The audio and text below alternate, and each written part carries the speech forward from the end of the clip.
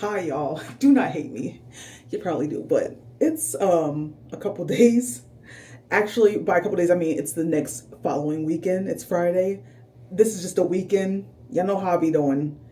If it's a weekday and it's been a couple days, it's gonna be just a couple days of a week of work from home. If it's the weekend, it's gonna be a couple days of weekend work. Any Hoosers, hello. It is Friday, and I am coming down off of a depressive episode of winter depression, but also hair depression. So that's why I decided to pick up the camera. I'm currently doing crochet in my hair with these kinky twist hair. As you can see, I have it in the back here. I literally just braid my hair and then hook the crochet through and then twist it down. I do know how to do it where you take the hair and you braid it into your actual hair. I do know how to do that, but my hair is very fine, which means my strands are very, very thin. Therefore, in order to keep them in my scalp, for the love of all things, oh my goodness, I cannot tell you how much my hair be breaking off. I had decided to braid it down like this and then crochet it in and do it that way because it is way less damaging on my actual hair. So that's what that is. But I did want to pick up the camera and show y'all me doing my hair. That way when you see me in my work from home vlogs, you don't be like shocked that your girl looking a whole different way. But let's be honest, if you're a person of color, heck, even if you're not a person of color, I'm pretty sure I know this by now. Black women change their hair all the time. I could have a wig on one day, a ponytail the next day, bald the next day, back with a wig on. Like it's never the same. So anyways, that's what we're doing right now. I'm just in the bathroom. I'm almost finished. This has been since Thursday evening after work. I started this and it is now Wednesday. Wednesday after work I started on this and it is now Friday. So 2 days later, I am going to be finished today because I got weekend and I can't be doing this during the weekend. So I'm just watching some YouTube while I do this, finish this off. So I'll show you guys how it looks afterwards. And then we did take our nails off because I cannot do my hair when I have fake nails on. It just messes up stuff, and then the oils get underneath my nail, the nails start coming off. We're not doing that. So we're gonna do our nails after this as well. Hallelujah. And then we're gonna chit chat some, because all these people on the internet are killing me. They are killing me. One of the main things I wanted to talk about that's been on my mind lately. So if most of y'all are probably new here, first off, thank y'all very much for those who have joined since I think like maybe 2 work from home vlogs ago. There's been a lot of people, like influx of people. I've grew like over 100 subscribers within the past, I want to say week, which was very exciting to see that because y'all know I don't be growing that fast, but it's starting to pick up. It's starting to pick up. So welcome to all y'all new people. We a little cuckoo over here, but I keep it real. I don't fake out. I don't be cosplaying on the internet of who I'm not. What you see is what you get in real life if you were to ever meet me or hang out with me. But so I'm back on Instagram, and a lot of you guys know already I had took a month off of social media. That included Instagram, Facebook, Threads, TikTok, all that good stuff. But I'm back on there again, and I've kind of been, let's say, regulating how often I'm on there. I've been scheduling posts. A lot of people think I'm online when I'm actually not. Like my close friends, I had one of my friends, she messaged me, she was like, I thought you were off Instagram. I was actually off for like 2 days, but I am able to schedule posts so I can post and not actually be online. I don't know if people know this, but you can schedule posts so you're not actually on the actual app. Just putting that out there. But I'm not taking a break again from Instagram. I'm just learning balance and boundaries. Learning not to be on Instagram all hours of the night till 2, 3 a.m. scrolling, doom scrolling. I'm setting limits and things like that, and it's actually been working. I've been getting to bed around 10 o'clock p.m. every night. So, and that's been kind of consistent for a couple weeks, which has been very nice because I've been able to clock in. I was clocking in to work kind of late, like 5-10 minutes late here and there. And I was like, I can't keep doing this. Like, I need to be on time. There's no reason why I should be clocking in late anyways. I work from home, like make it make sense. So I have been getting to bed on time. I've been clocking in on time. I'm very proud of myself in that aspect. I restarted my Couch to 5K program again. I don't know why, for some reason, when I get to When I get to, I don't know why, when I get to week 4 on the Couch to 5K program, do I give up? Like, it's just a huge jump in running, and my breathing is bad. My lungs are burning. My chest hurts. My legs hurt. I'm getting shin splints, and I'm like, what the heck? So I've been taking, I've been looking at running posture videos and seeing that my posture is not how it's supposed to be. It wasn't how it's supposed to be at all, like at all. And it makes a difference when you run through with your hips instead of through your legs and your ankles and stuff. That probably doesn't make any sense. It didn't make any sense to me until I saw it live, and I saw the difference with someone who was running with their hips versus their like bottom half of their legs. And it has lessened my pain in my shins and the burning in my heels. Like I'm on week 2, day 2. I just did it this morning. Sunday is week 2, day 3, and then next week will be week 3. I'll be starting. I signed up for a 5K. I signed up for a 5K, y'all. A 5K. It is May the 3rd, literally. And when I started the running program on Runner's app, the Couch to 5K, it's not Couch to 5K, I don't know why I call it that. It's just called None to Run. But it's to teach you how to run a 5K. As soon as I started it, literally, it's a 12-week program. The final day is May 3rd to be able to run a full 5 kilometers in 30 minutes. And I just think that's so funny how the very last day is the actual day of the race. I had no idea that was going to be like that. So that was kind of cool. I hope I stick with it. That'll be quite embarrassing to have paid the money for the race and then get to the race and can't even finish the race. But if I have to walk, I have to walk. And I probably end up having to walk anyways, even if I do finish the program, because it's very different when you're on the treadmill versus when you get outside on the pavement. And I've been on the treadmill on my walking pad, because my walking pad actually goes really, really, really fast. I don't know. It's the Revo brand. I didn't know. I thought walking pads went like 4 miles per hour max. This one goes, I think, to 7 miles per hour. Yeah, about 7. I could be wrong with that, but I'm not that fast of a runner anyway. I'm more of a light jogger. So, but it's been really helping. Today was a little bit harder. I had to run 2 minutes versus 1 minute, which was last week, and now it's 2 minutes all of a sudden. So that was kind of a scary jump. I thought I wouldn't be able to finish it, but I was able to finish it. And the only issue with me, I have no shin splints currently, because I've been incorporating the way you're supposed to run at your hips. The dryer is done. My legs were fine. My lungs did burn a little bit, but I was still able to breathe. I was able to breathe.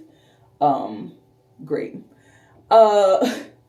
So I'll be updating you guys periodically. I probably won't really film doing that at all, because I know how I am with filming. I say I want to film something consistently, and then you don't be seeing it. So we're not going to commit to filming the whole entire 12-week program at all. You may see it here or there in my work from home vlogs. Hopefully you see a little bit of snippets, and on my Instagram as well. But yeah, I just want to update you guys with that as well. And then another thing, the one thing I want to talk about, I forgot. Wait, there was something else that I wanted to talk about with the internet. Oh, growing on YouTube and Instagram and stuff, y'all, it's like an influx. There's an influx of people growing really fast with relatable content. It's not really, going viral anymore for aesthetics and all that mess, even though Instagram is still the queen of aesthetics. But people are connecting more when you're relatable, when you're down to earth, when they see that, you have a lot in common with them. Maybe you're in college, maybe you're out of college, maybe you're in your 30s, maybe you're a teenager in high school and you're dealing with stuff. Maybe you have a corporate job and your job is driving you crazy and you want to do content full time. So you talk about it online, which is where I'm at. That's the space I'm in. People are finding those videos really, really relatable, and people are being able to grow faster, which I just love. I absolutely love that. I just found a woman who's in her 50s. Her video popped up on my For You page. She's so relatable on YouTube. And this woman has grown to almost 100,000 subscribers, and she only has 40 something videos. And I'm like, dang, that's so awesome. Let me stop comparing. Let's not compare. Back up. You're not going to compare. But anyways, I thought that was pretty nice. But my thing is when people get on a new platform and create a new profile, and they grow really quickly with only like one or two videos, and then they start posting that I grew 5,000 followers on Instagram in only a week, or I grew to 1,000 subscribers on YouTube in just 3 days, completely omitting the fact that they have a huge following on another platform and they brought them over. Like, I've seen that over and over again, and that's fine. Like, even if I had like 50,000 followers on Instagram and I created a YouTube channel and like 5,000 of them came and I had subscribers immediately and I was already getting views, so I was able to grow faster than most normal people who start a YouTube channel, that's fine. The issue is these people get on there and then they start selling products. This is how I grew. So buy this plan on how I grew to 5,000 subscribers in this amount of time, or buy this plan and I'll show you exactly what you need to do to grow on Instagram and have people with tons of views on your reels and stuff. But they don't point out the fact that they had a huge following on another platform and brought them over. That's what my issue is. And it's just crazy that I keep seeing that all over online. Like, it's so prevalent. So the same amount of people who are growing quickly because they have relatable content or good content, for the same amount of those, there's the same amount of people who are growing quickly because they have a large following elsewhere and bring them over. And then they lying about it and trying to sell someone some product. That's what my issue is. But, I just want to ramble. Let me know. Maybe I'm jealous. Maybe I'm crazy and just like to run my mouth on the internet. Or maybe you guys find that that's the truth. Have you guys seen that at all? Or am I going crazy? Like, it's very interesting to see. And don't get me wrong, I'm following a few of those people who have that. There's a guy right now on YouTube I'm following. His content is so aesthetic. He's like a photographer in New York City, and his stuff is so aesthetic, and like he has fashion. He just can dress nice. I love his thumbnails, all that. But he literally just he's about at 10K now, and he's only had a YouTube channel for like a couple months. But he has a large following on TikTok. Like, I'm talking over 100,000 followers on TikTok.